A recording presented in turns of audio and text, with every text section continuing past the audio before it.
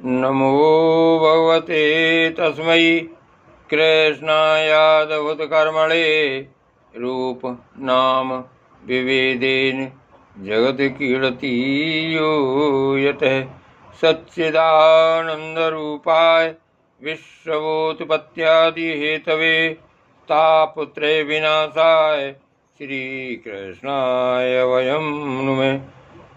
श्रीमद्भागवत महापुराण एकादश स्कंध अध्याय 12वां सत्संग की महिमा। भगवान श्री कृष्ण कहते हैं, निष्पाप उद्धव जी, यह एक युग की नहीं सभी युगों की एक सी बात है। सत्संग के द्वारा ही दैत्य, राक्षस, पशु पक्षी, गंधर्व, अप्सरा, नाग, सिद्ध, चारण, गुहिक और विद्याधरों को मेरी प्राप्ति हुई है। मनुष्यों में वैश्य, शूद्र, स्त्री और अंतज्य आदि रजोगुणी तमोगुणी प्रकृति के बहुत से जीवों ने मेरा परम पद प्राप्त किया है।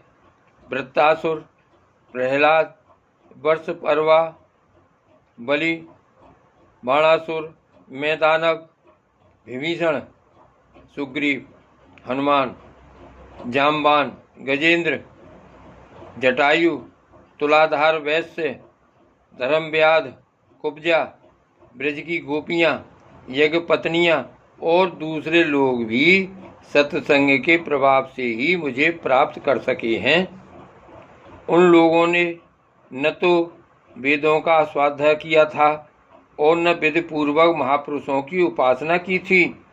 इसी प्रकार उन्होंने कच्छ, चांद्रायण आदि व्रत और कोई तपस्या भी नहीं की थी। बस केवल सत्संग के प्रभाव से ही वे मुझे प्राप्त हो गए। गोपियाँ, गायें, यमलार्जुन आदि वृक्ष, ब्रज के हरण आदि पशु, कालिया आदि नाग, ये तो साधन साध्य के संबंध में सर्वथा ही मूढ़ बुद्धि थे। इतने ही नहीं, ऐसे ऐसे और भी बहुत हो गए हैं जिन्होंने केवल प्रेम पूर्ण भाव के द्वारा ही अनायास मेरी प्राप्ति कर ली और कृत हो गए।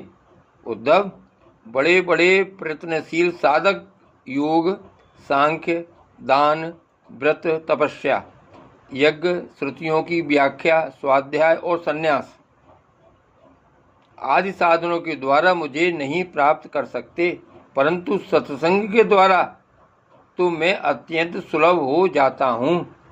उद्धव, जिस समय अक्रूर जी भैया बलराम जी के साथ मुझे ब्रज से मथुरा ले आए, उस समय गोपियों का हृदय गाढ़ प्रेम के कारण मेरे अनुराग के रंग में रंगा हुआ था।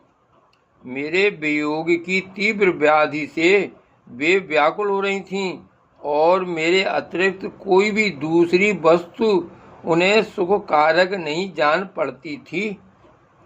तुम जानते हो कि मैं ही उनका एकमात्र प्रीतम हूँ।